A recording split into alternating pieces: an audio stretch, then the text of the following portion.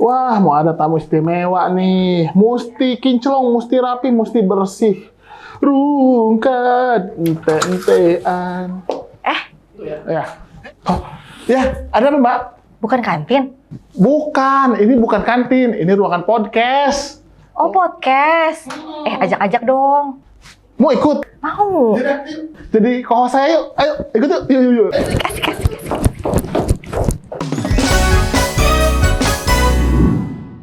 Halo Sobat Podcast, ketemu lagi dengan saya Brosis di podcast BPJS Kesehatan.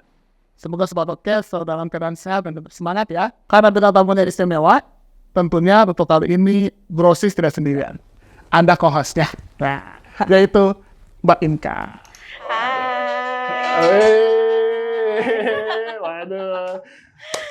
Siapa Inka? Alhamdulillah, makasih banget nih udah mau nemenin saya. Saya nih. makasih udah diajak-ajak. Waduh, karena emang spesial kayak gini harus berdua kita. Betul. Benar. Tamunya soalnya super spesial. Ini pasti banyak yang nungguin nih tamunya ya. Nah, tamu ini mungkin kita kasih clue-nya kali Bang ya. Sip. Pertama, cantik. Cantik. Oh, pasti itu ya. Cantik. Dokter. Lulusan luar negeri. Aduh. Dari John Hopkins. Nah, ini yang saya tahu, ini dia adalah panutan bunda-bunda masa kini. Benar. Nah. Bagaimana ibu-ibu muda yang sangat energik Benar. dan inspiratif. Bunda-bunda milenial itu pasti follow beliau. Dan ngomongin musik juga harap aja jago. Harpa. Kita sampai langsung ya. Langsung. Dr. Mesti. Dr. Mesti. Halo Dok. Selamat siang, Brosis, Kak Inka. Udah rame di belakang tuh. Senang banget nih diundang sama BPJS Kesehatan Pusat. Terima kasih banyak ya. Terima kasih. Kami juga terima kasih banyak. Kami yang senang Iya, dokter hadir ya. Kita kesibukannya soalnya ya. Gimana kesibukannya apa nih sekarang dokter? Kesibukannya sekarang masih mengembangkan tentang anak ya, itu platform ekosistem tumbuh kembang anak. Jadi nggak hanya edukasi, semua edukasi gratis, itu baik di aplikasi maupun media sosial. Tapi kami juga menyediakan produk-produk anak yang memang sudah dikurasi oleh ahli gitu. Karena sering banget kan pertama kali punya anak, lahiran clueless kan, bingung apa nih, diapain nih anaknya gitu. Aku pun sebagai dokter anak kan, kalau di rumah sakit ketemunya pasiennya kan yang berat-berat ya, yang udah pneumonia misalnya. Tapi pas anak sendiri tiba-tiba, ternyata nyusuin tuh susah ya gitu, nggak langsung nempel gitu ya. Kenapa nggak ada yang bilangin gitu. Aduh, saya jadi mau curhat nih kalau kayak gini nih. Kalau saya nggak terlalu paham, tapi saya bisa merasakan tuh. Betul, iya. Rumitnya dari seorang ibu ya. Karena saya seorang ayah kan bingung ya. Iya, jadi banyak hal-hal yang dikiranya simple, ternyata untuk jadi ibu itu menjadi beban sehingga ibu tuh cemas. Padahal kan kita tahu kalau ibunya cemas, anaknya cemas. Berpengaruh ke anak ya dok ya. Ngaruh banget, udah banyak studi. Waduh, ini benar-benar itu udah nggak salah nih kita. Aduh, pas banget. Datang dengan tamunya seperti Pas ini banget. nih. Tapi tentunya banyak yang pengen tahu nih dokter Mesti tentang kehidupan pribadi dokter Mesti nih. Karena kan otomatis sosok inspiratif seperti dokter Mesti ini kan nggak langsung jadi seperti ini nih. Oh iya. Boleh dong ceritakan secara ringkas gimana masa kecilnya dokter Mesti sampai jadi sekarang? Masa kecilku memang aku tuh tipe yang diterjun bebaskan gitu loh sama orang tua. Jadi nggak pernah disuruh belajar, nggak pernah dipaksa diliatin rapotku detail karena orang tuaku udah sibuk sama kakak adikku. Yang rapotnya kebakaran gitu. Jadi tiap aku terima rapot Panas ya, tapi mungkin gitu ya. Jadi karena emang nggak pernah di-push belajar ya jadinya suka belajar gitu. Ini juga yang selalu aku tekankan ke orang tua kalau punya anak. Ya udah, jangan disuruh belajar ya dok ya. Nyantai aja, tapi kita tanyain aja supaya mereka berpikir. Misalnya dia statement apa, Bunda tadi ikannya renang, kok bisa ya dia di air gitu? Iya ya, kenapa dia ya? berpikir ya, dok, ya? Iya kayak gitu. Nah tapi orang tuaku tuh tegas gitu, kayak pokoknya kamu kuliah tuh harus di Jakarta. Nah, padahal bidang yang aku sukai lebih ke arah waktu kecil tuh berubah-ubah. Aku pingin jadi guru, aku pingin sama tuh biasanya kecil ya, terus pingin jadi graphic designer, aku pingin banget ke ITB gitu, atau masuk stay ITB gitu ya, informatika nggak diizinin ke Bandung, oh ya udah di Jakarta gitu kan, apa ya? Ya udahlah, yang paling susah apa sih gitu. Biasalah gengsi anak SMA, apa sih yang pastinya paling tinggi? dokter, ya udah FKUI. Jadi aku tuh Waduh. cuma daftar FKUI aja. Wah, langsung dia nyari yang paling berat ya. Padahal aku tuh nggak suka biologi, jadi itu lumayan jadi apa ya, tantangan aku yang susah banget gitu. Pada akhirnya aku pikir aku nggak suka jadi dokter gitu, karena pas masa sekolah itu kan banyak kan teori, kemudian Ya. kan kalau jadi koas tuh nggak langsung megang pasien gitu kan, jadinya nyuci alat gitu kan, ngukur pipisnya berapa. Ya. Tapi ketika aku terjun langsung di Flores waktu itu, makanya aku selalu menyarankan untuk dokter-dokter muda yang baru lulus, pergilah jauh-jauh, yang mana nggak banyak dokter di sana. Biar ada pengalaman. Iya, jadi waktu itu misalnya di Flores tuh aku di itu cuma ada satu rumah sakit untuk 3 kabupaten.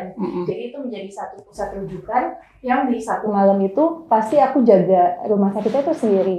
Jadi megang IGD-nya, megang kamar bersalin, megang ruang ICU gitu. Jadi Seru semua banget pengalaman ya. tuh dapat. Dapat di situ ya. Iya. Nah, terus ini gimana ceritanya dokter bisa konsult ke anak nih? Nah. Dari dokter itu spesialis anak gimana caranya tuh? Jadi, nah itu pas di Flores itu kan pasiennya banyak banget ya. Tapi aku merasa setiap aku kedatangan pasien anak-anak, aku merasa semangatku tuh ada gitu. Gitu.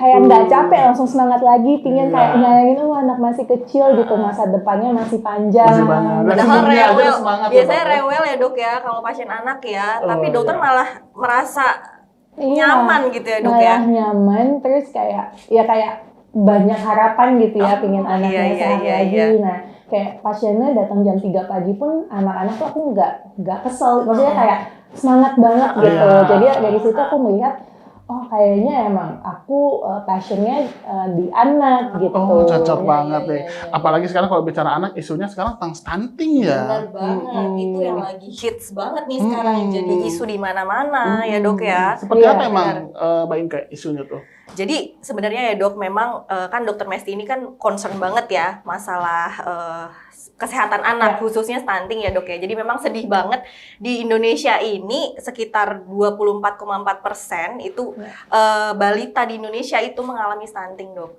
Nah di sini memang kalau kita lihat pemerintah juga sebenarnya sudah terus berupaya ya dok ya dalam penanganan stunting ini, dan memang butuh banyak sekali kolaborasi dari berbagai pihak. Dan ini kalau kita lihat sekarang nih, kondisi yang sekarang ya dok ya, ini kalau menurut dokter Mesti sebenarnya gimana sih dok penanganan dari pemerintah ini? Menurut dokter apakah ini penanganannya ini udah cukup oke gitu ya dari pemerintah ya dok? Oke, sebenarnya kita nggak bisa ngarepin cuman ke pemerintah aja sih. Betul, Makanya betul. kita jangan nuntut, tapi lakukan apa yang kita bisa gitu. betul. Dari kitanya juga ya. Iya, misalnya bikin tentang anak gitu. Coba deh kita turun ke masyarakat apa sih? Karena memang harus semua stakeholder sih ya, Betul. memang dari pemerintah, dari BPJS, make sure orang juga punya akses kesehatannya. Make sure di desa juga ada yang bisa membimbing masyarakatnya gitu. Karena pas kebetulan 3 bulan lalu saya ke Amanatun Selatan, itu desa dengan angka stunting tertinggi di Indonesia. Jadi sekitar 48% gitu. Tapi mereka Setengahnya ya dok iya, ya? jadi bayangin satu dari 2 anak ya stunting. Tapi karena mereka tuh ketemunya mereka juga ya, sama-sama kecil. Mirip-mirip aja kok, aku Iya. sama Jadi yang lain. ngerasanya kayak gak ada Nggak apa-apa ngerasa, gitu. iya. Iya, kayak nggak ada yang lain. Dan buat mereka, buat orang tuanya, aduh apa sih stunting ini, ada nasi di meja makan aja udah syukur. Gitu loh. Jadi bagaimana penting banget kita benar-benar bisa sampai ke ujung tombak dan bisa menjelaskan dengan bahasa atau minat mereka. Mereka tuh minatnya apa sih? Pingin nggak susah cari makan, pingin punya uang. Nah kita kan bisa edukasi dengan pingin anakmu nanti nggak susah gitu ya. Pastiin dia nggak stunting, pastiin perkembangannya optimal biar pintar bisa cari duit gitu. Ya, benar. Jadi Betul. emang harus komunikasinya disesuaikan, karena kalau komunikasinya stunting menyebabkan otak tidak berimbang gitu kan Nggak nyampe. nggak nyampe. Masyarakat kan kadang-kadang butuh informasi yang simpel, tapi langsung ke inti gitu ya. Betul. Benar. Jadi memang ya harus kerja sama semua dari pihak swasta, bantu dengan program-programnya gitu. Berarti bisa disimpulin ya, edukasi dan peran keluarga juga penting banget di sini ya untuk pemahaman tentang stunting itu ya dok ya. Iya betul, dan ternyata studinya tingkat pendidikan ibu sangat memengaruhi. Jadi ibu yang berpendidikan rendah, anaknya 30 kali lipat lebih tinggi berpotensi stunting. Jadi kalau ditanya untuk Untuk apa ya. sekolah ibu tinggi-tinggi? Iya, benar. Ya supaya anaknya nggak stunting, supaya Ternyata itu pentingnya tuh. pintar. Jadi Yang penting utama. ibu Karena ibu, sekolah. karena emang ibu itu kan yang bisa dibilang yang paling banyak dengan anak pengaruhnya Iya. besar juga. Interaksi sama Interaksinya paling penting. Iya. di situ. Benar. Nah, berarti kalau pakai itu pemahaman ibu terhadap asupan gizi anak juga penting banget ya, Dok ya? Penting. Jadi yang penting banget bukan hanya pas udah lahir gizi anak, tapi yang namanya hamil itu ya disiapin. Nah, Dan benar. banyak ibu-ibu gini loh, kayak netizen, situ enak gitu kan, punya support system, punya mbak. Oh kita nih yang nggak punya ya nggak mungkin lah anaknya optimal gitu. Nah jadi dari sebelum punya anak pikir dulu kayak ini aku bisa nggak ya ketika anakku Iya. lahir memberi dukungan yang optimal untuk stimulasinya, untuk nutrisinya Iya. gitu. Jadi akses pelayanan kesehatannya udah direncanakan aman, pastiin anaknya Harus lahir sudah terjamin. aman. Iya. Udah siapkan misalnya kemungkinan ya jangan sampai ada, tapi kita udah siapkan kalau ternyata anaknya pas lahir butuh perawatan, udah pastikan aman, Iya. punya jaminannya gitu kan, BPJS-nya gitu. Jadi ya itu sih paling banyak banget masyarakat yang di Indonesia tuh belum sadar bahwa hamil tuh perlu disiapin. Kalau emang belum siap ya kalau bisa dipikirin lagi beneran mau punya anak gitu. Aja sih yang penting hamil lancar Anak dah. hamil, gitu. ya, anak. Iya, sama kadang kan dorongan dari sekeliling kan, Iya, kayak betul, udah betul nikah banget, masa lingkungan. anaknya belum punya gitu. Kapan punya anak ya, Iya, Dok? Nah. punya anak cowok, tambah satu Kapan lagi cewek? cewek, Udah gitu punya kan. dua, kapan punya tiga? Iya. Ya, Dok, Mending ya. bantuin ya. Anak semua. Penting yang komen bantuin gitu Iya, kan. Ini berarti peran antara untuk akses kesehatan juga sangat penting ya, Dok ya. Sangat Jaminan penting. kesehatan tuh penting banget. berarti Betul, di situ, ya. apalagi kan memang sekarang sudah ditanggung juga ya, kayak misalnya sebelum hamil tuh screening, kayak screening untuk penyakit menular seksual juga udah ditanggung. Kemudian juga sebelum punya anak, sebelum lahiran kan juga sudah bisa diproses ya Iya. kandungan anaknya. Betul. Nah itu jangan dilakukan karena tren orang tuh setelah kejadian Baru ngurus ya. Tapi nggak mempertimbangkan pencegahannya. Iya, gitu. jadi itu yang selalu saya sampaikan, jangan tunggu sakit dulu baru punya BPJS gitu. Nah. Jadi karena banyak juga sih yang masih kayak gitu ya, akhirnya keriuhan gitu, biayanya masuk ICU, picu anak tiba-tiba bengkak banget, iya. bisa itu kan kasihan ya. Benar-benar. Nah, kalau misalnya bicara BPJS Kesehatan nih, berarti Mbak Inka, kalau peran BPJS Kesehatan sendiri dalam hal stunting sendiri seperti apa sih, Mbak? Nah, iya. Jadi kan menyambung tadi Dokter Mesti sudah sampaikan juga ya, bahwa memang bagaimana sih kita itu nggak hanya sekedar punya anak gitu ya, Dok ya. Betul. Perencanaan sebelumnya, terus ketika hamil nggak asal melahirkan tiba-tiba udah kenapa gitu ya bayinya. Nah, jadi memang sebenarnya bagaimana program jaminan kesehatan yang dikelola oleh BPJS Kesehatan ini memang berperan dalam pencegahan stunting. Nah, Ya. kalau kami kan upayanya memang adalah penjaminan akses layanan ya, Dok ya. Betul. Akses layanan itu mulai dari akses kesehatan bagi ibu saat hamil, ketika persalinan maupun pasca persalinan ya, Dok ya. Jadi memang kita harus secara komprehensif melihatnya Betul. gitu ya. Jadi kalau kita itu di BPJS Kesehatan kita menjamin peserta sesuai dengan ketentuan tentunya ya, Dok ya, dan fully regulated semuanya. Ini baik di fasilitas kesehatan tingkat pertama maupun di fasilitas kesehatan tingkat lanjutan, Dok. Jadi di rumah sakit. Wow. Nah, semua itu sebenarnya kalau kita lihat, jadi kalau akses gitu ya, akses pelayanan bagi ibu hamil itu kita kan memastikan kondisi kehamilannya ya, Dok ya. Iya. Apakah ini kehamilannya bermasalah atau tidak. Nah, Iya. sebelum ketika persalinan sampai dengan pasca persalinan. Jadi itu semua Iya. sebenarnya sudah masuk ke dalam penjaminan BPJS Kesehatan juga, Bro sih. Jadi itu dijamin semua oleh BPJS Kesehatan ya? Iya, benar gitu. Dan pemeriksaan kandungan juga kan ya sudah dijamin. Betul, sama Dok. saya Jadi juga. kalau ini informasi juga buat Brosis dan Dokter Messi juga dan teman-teman semua ya sebenarnya, bahwa layanan kesehatannya untuk kehamilan itu dari BPJS Kesehatan kita ada pemeriksaan antenatal care ya, Dok ya. Jadi pemeriksaan sebelum persalinan itu yang dapat dilakukan di FKTP maupun di rumah sakit gitu ya.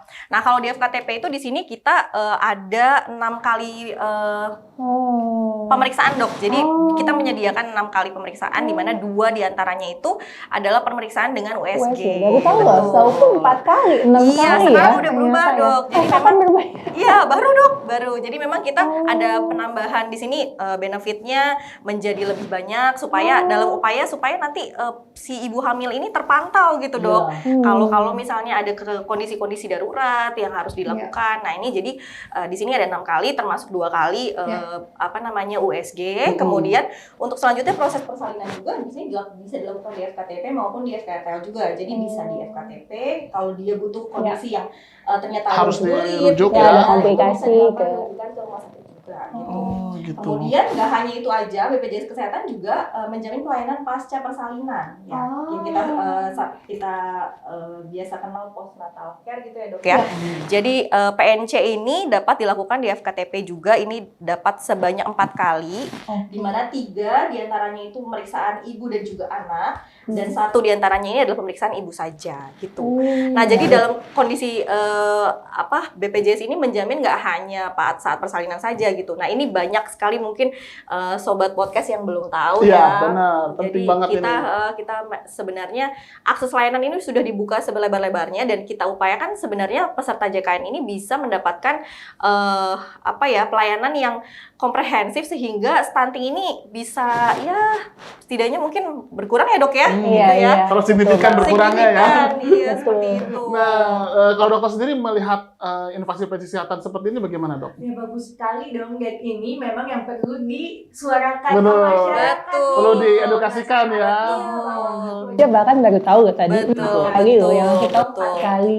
Terus setelah lahiran juga ada 3 kali lagi gitu. Jadi dengan adanya pemantauan yang berkala ini kan akan memperkecil kemungkinan Seorang anak untuk menjadi stunting. Betul. Dan ada 1000 hari ya dok ya, 1000 hari pertama kehidupan, dimana juga kalau di kita itu BPJS juga menanggung biaya pelayanan kesehatan bagi bayi dan balita, khususnya sesuai kebutuhan medis dan pemeriksaan fisik untuk stunting dan wasting. Selain itu BPJS Kesehatan juga menjamin pelayanan imunisasi rutin dan tentunya ketersediaan dan juga distribusi vaksinnya ini kita bekerjasama dengan pemerintah. Betul, seperti itu. Tinggal bagaimana kita mengedukasikannya ya dok ya. Dan nyampe gitu ke masyarakatnya. Iya, Apalagi masyarakat yang kata dokter tadi yang di daerah-daerah Di yang ujung-ujung mungkin itu, Dok. ujung-ujungnya ya dok ya. Iya, Karena banyak betul. mereka yang mungkin berpikirnya ya kalau mereka mah yang penting anak lahir makan kenyang, Iya, bisa makan makan. nasi aja. bisa Iya, makan, bisa.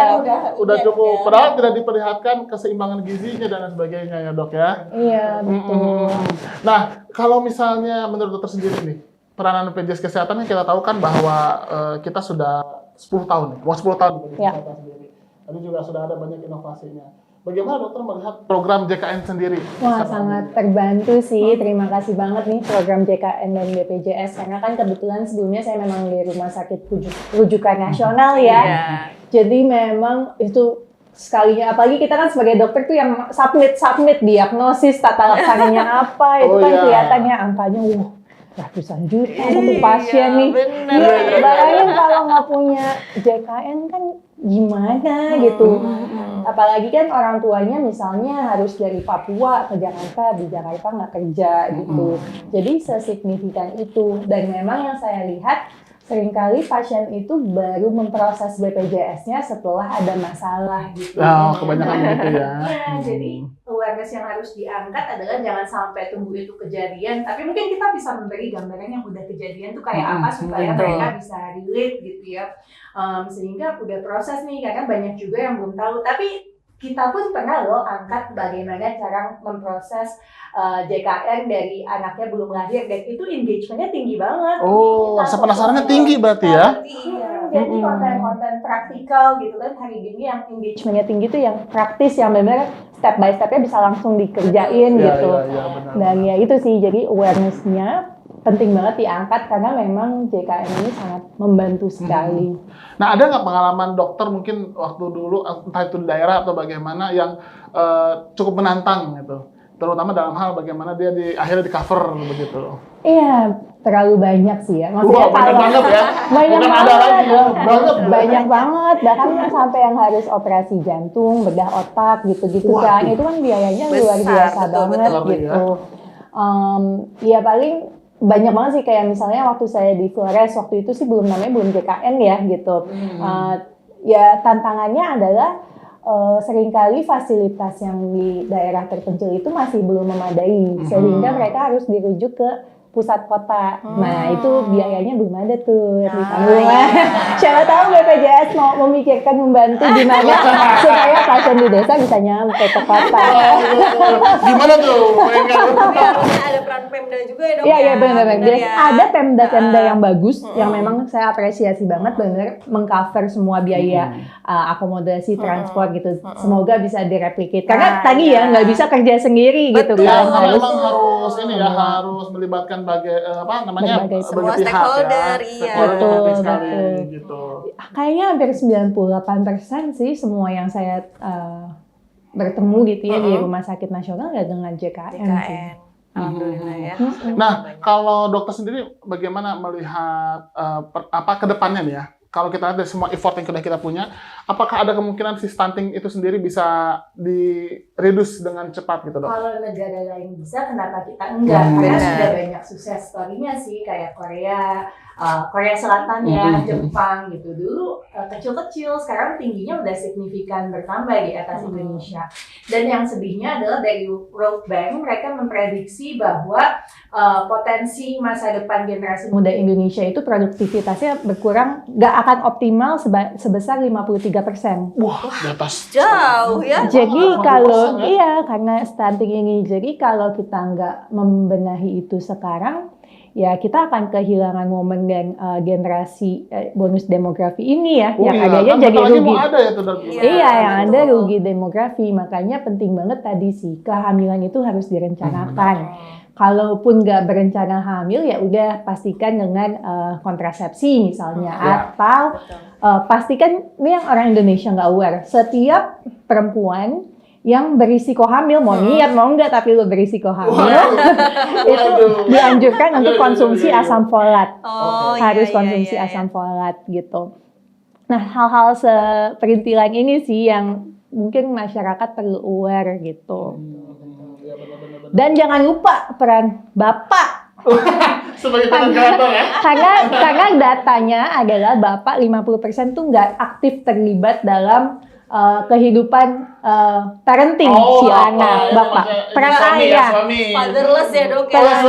Fatherless country. Saya pribadi saya bagian aja ya. Gimana nih bapak nih? Iya, memang peran suami juga penting sih, karena kalau misalnya cuma istri doang kan otomatis harus ada bersama ya di situ ya, kebersamaan. Suami jangan mau enaknya aja ya. Iya, bikinnya berdua, ngurusnya berdua. Oke. Karena terbukti anak-anak yang ayahnya berperan aktif dalam perkembangannya ternyata secara sosial emosional mereka lebih cerdas gitu. Ada yang mau tambahkan mungkin Mbak Inka tadi? Mungkin ini ya dok ya, jadi memang tadi dokter Mesti juga sampaikan bahwa pembiayaan pelayanan kesehatan ini kan setiap tahun bukan tambah murah, tambah mahal ya dok ya. Jadi memang sebagai tambahan informasi juga buat Brosis dan juga dokter Mesti, memang kami dari BPJS Kesehatan juga memang penjaminan maternal, pelayanan maternal itu ya dok ya, untuk khusus di tahun 2022 kemarin saja ini kurang lebih di pelayanan di FKTV saja untuk di pelayanan primer itu sebesar 681 miliar. Wow. Itu satu tahun ya, jadi 2,6 juta. Waduh, Karena biaya udah kan 6 juta kasus ya? Iya, Wah, betul. Jadi banyak sekali ya. biayanya tersebut itu mencakup persalinan, ANC maupun PNC. Nah, ini yang kalau kita akumulasikan selama 5 tahun ini, sejak 2018 sampai 2022 itu sebesar biaya manfaat ini maternal mencapai 3,6 triliun. Wow. Jadi memang Sekali. kalau kami dok sebenarnya semakin banyak yang mau akses semakin senang. Iya, Karena iya, artinya betul. berarti BPJS Kesehatan berperan ya dok ya dalam upaya pencegahan stunting ini gitu. Jadi yang penting kesadaran ya. Kayaknya yang penting kesadaran dari masyarakat semua ya. Benar-benar masyarakat itu. Tapi ada satu nih yang unik, saya jadi penasaran tadi sama kata dokter tadi. Kalau misalnya untuk gejala nih yang sering muncul tuh untuk mendeteksi anak stunting itu, biar penonton aware nih dok. Apa sih dok? Jadi kan stunting itu definisinya anak usia di bawah 5 tahun yang pendek ya, tidak sesuai usianya. Tapi jangan nunggu pendek dulu. Jadi kita harus memastikan kenaikan beratnya bulan per bulan itu sesuai. Nah, kalau si anak sebulan gitu beratnya udah nggak naik, harus langsung dievaluasi oleh dokternya gitu. Jadi kalau usia 0 sampai 1 tahun tuh setiap bulan harusnya dievaluasi kontrol. 1 sampai 3 tahun setiap 2 bulan. 3 sampai 6 tahun setiap 3 bulan gitu. Jadi nggak akan kelewat untuk evaluasi di masa itu. Intinya kalau berat badannya sudah nggak naik sesuai keharusannya, anak itu berisiko untuk stunting. Oh, jadi emang kontrol tiap bulan rutin itu Iya. penting ya. Penting. Karena kadang-kadang itu sebenarnya sepengaruh berat juga kan, ternyata bisa jadi berat itu kalau nggak salah ada juga kalau dia hanya sekedar makan tanpa ada keseimbangan gizinya pun beratnya pun bisa berbeda ya dok ya dari situ. Nah, jadi studi menunjukkan bahwa nutrisi yang sangat memengaruhi tinggi badan adalah protein hewani. Nah, sedangkan kalau di daerah kan makanya singkong aja gitu kan, daun-daun aja gitu. Jadi penting banget kita pikirin si anak ini hari ini protein hewaninya makan apa gitu, apakah telur, apakah susu. Jadi pastikan itu karena yang paling memengaruhi kecerdasan anak. Gitu ya. Kalau Mbak Inka mungkin ada yang mau tanyakan? Saya sebagai bunda-bunda juga ya. Nah, ini penting nih. Iya. Karena lebih langsung di lapangannya nih. Nah, lebih Nggak relate ya, langsung- lebih relate, bener. Kalau ayah kan kadang-kadang nyari kerja. ya. Ayah harus relate juga Bener dong. juga tuh. Dimarahin dokter Messi Betul nanti. sih, ayah juga sudah Iya. Jadi- sela-sela pekerjaannya harus ikut juga ya. Jadi dok, memang kalau bunda-bunda itu kan memang alhamdulillah sekarang kan akses informasi sudah cukup mudah ya dok. Iya, ya. betul. Tapi kan kita juga sebenarnya masih lah ya mungkin informasi-informasi terkait dengan perkembangan anak mungkin kadang juga masih kelewat gitu ya dok. Kalau untuk tips gitu ya dok, untuk para bunda-bunda dan orang tua di luar sana ini untuk pencegahan stunting itu di lingkungan terkecil dalam keluarga itu seperti apa sih dok? Iya, pencegahannya pastikan nutrisinya bervariasi. Oke. Terutama seringkali untuk masyarakat menengah ke atas tuh bisa juga loh stunting gitu. Dan seringkali kendalanya karena orang tuanya nggak konsisten dalam memberikan makanan yang bervariasi. Oh gitu. Ya, misalnya nih ya, anaknya nggak mau nih makan bubur ati ayamnya, tiba-tiba dikasih lah roti atau kerupuk doang. Oh, Aduh, saya jadi merasa tertampar nih. Iya. Ternyata bisa juga menengah ke atas Iya, juga iya. ya. Bisa kena juga ya. Iya, akhirnya anaknya nungguinnya kerupuk aja. Benar, Oh. benar. Atau buah aja. Betul, Karena kan betul. kalau buah tuh manis yang manis. Atau kerupuk crackers trennya juga rasanya nyaman. Jadi ada dikasih bubur, ati ayam, brokoli, mentega misalnya nggak mau gitu. Nah, padahal itu tadi kita butuh asupan yang masuk itu bukan apa aja asal masuk itu adalah bener tuh. sebuah statement yang harus sudah diubah mindsetnya. Apapun yang masuk ke mulut mau cuma sekali Makanya itu cuma masuk satu suap, kita harus mastiin yang masuk memang berkualitas gitu. Ada karbohidrat, ada proteinnya, ada lemaknya gitu. Itu yang paling penting. Sempurna tuh benar ya. Betul, Bukan betul. kenyang. Walaupun itu udah nggak dipakai lagi ya 4 sehat 5 sempurna, tapi nyatanya emang betul sih gitu. iya. Pada akhirnya 5 sempurna susu salah satu ya. Ternyata susu memang studinya memengaruhi pertumbuhan tinggi yang mencegah stunting gitu. Jadi susu dan telur sangat terbukti menurunkan angka stunting gitu. Nah kalau saya berarti kategorinya ini dulunya terlalu kelebihan gizi ya. Kayaknya dulunya mungkin ibu saya terlalu aware sama stunting dok. Mungkin itu bisa jadi. Iya. Karena statement ini bayi lucu, bayi gemuk kan orang tua tuh jadi suka melomba-lombakan bayi gemuk gitu ya. Padahal nyatanya kalau di masa kecilnya itu gemuk, 80%-nya akan tetap gemuk ketika dewasa. Jadi penting dari awal kehidupan udah dijaga gitu. Karena kan kalau kita kayak sekarang mau nurunin susah ya Susah usahanya juga. kan. Ah, coba gimana? Iya susah. Aku juga Dok. susah. Benar. Mau dia tuh susah rasanya tuh. Iya. Mau dia dikit ada yang ngajakin makan sate ya. Ya, tapi luar biasa kan tinggi banget jadinya ya. Oh iya. Brosis, Betul, mantap. betul. Emang ini, padahal saya mau ajak Mbak Inka nih makan soto ya. Proteinnya jangan lupa. Itu lebih jangan biar seimbang ya.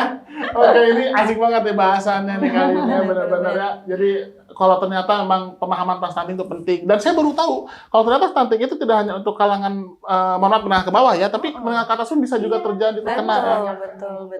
Apalagi kalau misalnya dulu kadang-kadang orang tua yang lagi sibuk ngasih makan anak, cuma dulu ya, nasi sama mie. Oh benar. Sekolah tuh ya. Saya ngalamin itu. Saya, sama paling saya. Jangan lupa telur dadarnya. Ada sih telur ada. Cuman nasinya, mie goreng double. Karbo plus karbo. Karbo baru ada protein. Satu doang lagi. Aduh, ini asik banget nih. Tapi, nah sebelum kita mengakhiri nih podcast kita kali ini ya, yang begitu seru ini, mungkin ada pesan dari Dr. Mesti untuk Sobat BPJS nih, terutama dalam hal pemahaman mengenai jaminan kesehatan dan juga harapan terkait penanganan stunting, Dok. Iya, terima kasih banyak BPJS untuk program-programnya. Sangat membantu sekali masyarakat. Dengan senang hati kami ingin kolaborasi juga nih, meningkatkan awareness-nya. Jadi kayak komunikasi bagaimana ibu bisa membuat BPJS untuk anaknya sebelum lahir. Seperti itu, semoga aksesnya lebih mudah didapatkan dan praktikal panduannya.